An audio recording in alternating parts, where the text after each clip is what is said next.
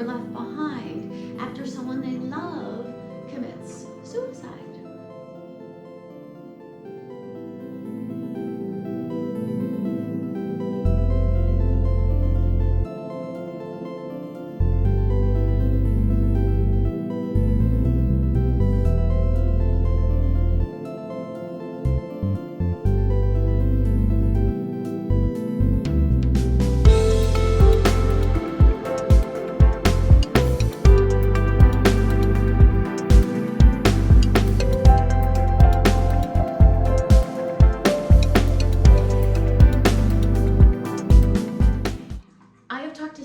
Spirits who have made the choice to go over to the other side.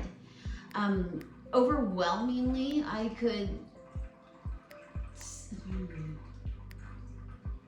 can't lump them together. I can't say these kinds of folks commit suicide. I can't say that this is the reason why people commit suicide, because it is incredibly individual. And if you are making that choice for yourself, things have gotten to a point where you feel that's the only choice you can make.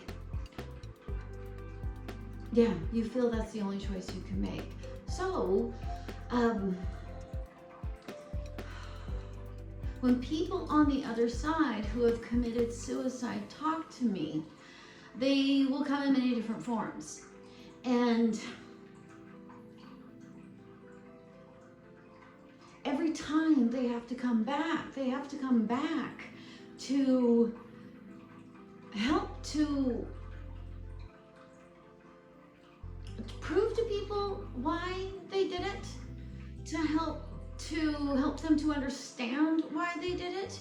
Because when you lose somebody, it's hard. It is so hard to actually keep on walking this earth when people you love are no longer walking with you.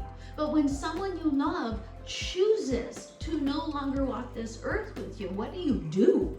How do you actually balance that in your mind, heart, and soul? How do you come to terms with the fact that they have made the choice to leave without talking to you first?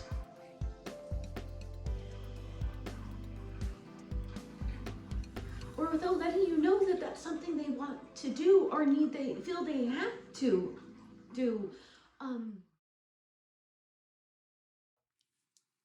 When someone we love actually chooses to leave this world of their own accord, and we are left with the realization that they were in so much mental, emotional, and possibly even physical pain that they needed to leave, it can strike up a pain within us that is somewhat unfounded, that may not be really something that you should be feeling at that moment, but you are, because there's so much question and there is so much mystery when it comes to suicide and why someone would actually choose to leave rather than stay alive, because the idea of staying alive is such a prevalent thing within our minds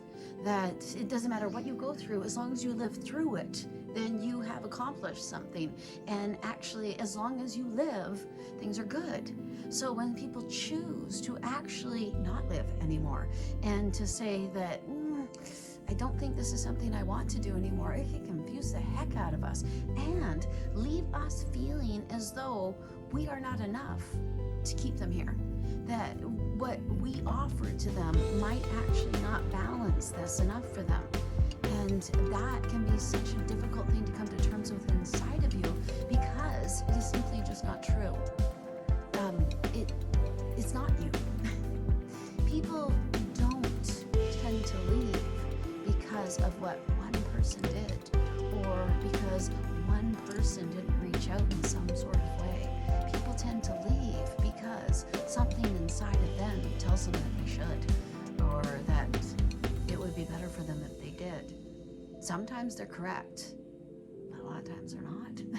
And that is, again, the frustration for those left behind. you have lost someone to suicide, what the heck can you do to help yourself get through it? What can you do for yourself to help you to come to terms as to why they left? Well, first thing I actually hear is research. Research. You might actually want to look at why they left. You might want to look at what might have been going on in their lives, or what might have been going on inside of them that actually brought them to this low, this feeling, this need to not be here anymore. Quite possibly, when you start to research and look into why they left you in the first place, you will see why they had no choice but to. You might actually see why such a severe choice was made by them, because when you start to look into why other people do things, you actually become empathetic to the plight of others. And quite possibly, and this is not to say that when they were here, you were not paying enough attention to them. This is more that when they were here, they were able to hide it from you, or they were able to mask it with other sorts of behaviors. And quite possibly, when you start to look into the reasons why they did what they did, you will be able to see that there was nothing that could have been done by you. That quite possibly this was a natural progression of their state of mind.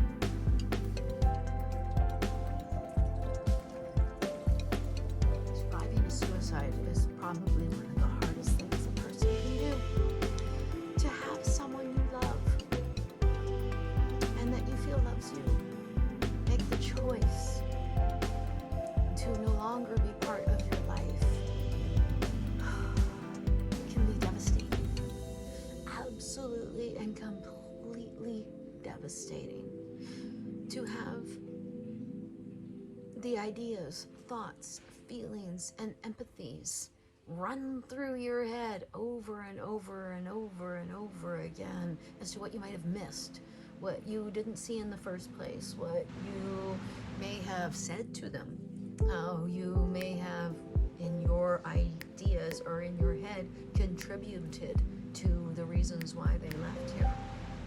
And while some of those things actually kind of may be true, maybe you did say some things, maybe they weren't easy to get along with, maybe they actually brought out something in you that you don't usually see, but maybe all those things are true because of what was going on inside of them. That quite possibly when somebody comes to this point where they take this enormous step to end their time here, they are not doing it lightly, and they're not doing it because of you, and they are doing it because of something you cannot see, hear, or feel inside of you. It is something that can only be seen, heard, or felt by them. Meditation will help. I know I say it all the time. I say it ad nauseum, but it's because it's true. Because the more time you spend within yourself, within your own thoughts, within your own mind, the more balanced you will become. The more you will be able to see the good with the bad and be able to accept both. And meditation might be able to help you if you have survived a suicide, because if you begin to meditate, then you will actually create a stronger body-mind connection for yourself and a stronger connection to your psychic energy, or your extrasensory energy if you don't want to think of it as psychic. But that energy is what will help you to communicate with your loved one on the other side. It is what will help you to feel connected to them, because right now you're already communicating with them. Every time you walk into a room and your heart begins to fall into thousands and thousands of pieces and memories of that person keep flashing through your mind, that's actually you visiting with them. Because when they come into a room, you know they're there because you love them and they love you. And it will start to break your heart Because as soon as you walk into a room and they are there, you will know they're there, but your conscious mind will not know you're there. Just your subconscious mind will know that they're there. So your conscious mind will start to remind you of the fact that they are no longer with you.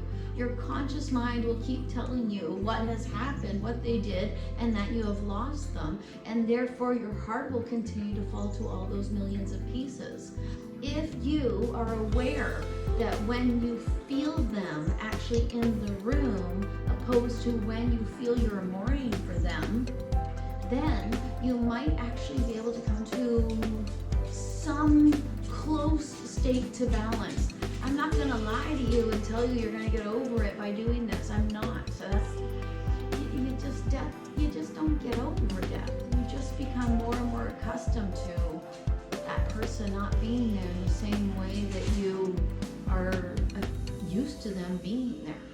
But I know firsthand, and I will tell you as a medium and as a person who has lost a great number of loved ones, it's a never-ending pain. But it's a part of life. And it's a part of life that we have to come to terms with, because it's actually part of our experience here to know what is most important to us. And when somebody does something like this, when somebody leaves you of their own accord, it makes nothing else matter but the fact that they left you. That it actually creates an idea and thought in your head of what is truly and absolutely important. Is actually what we lose sight of all the time. But experiencing death from the survivor point of view can help you enjoy your life more. Can help you to not sweat the small stuff. Can help you to see the beauty in the simple things. Can help you to see what's truly important for you. And you're still here. So, you don't have much choice, do you?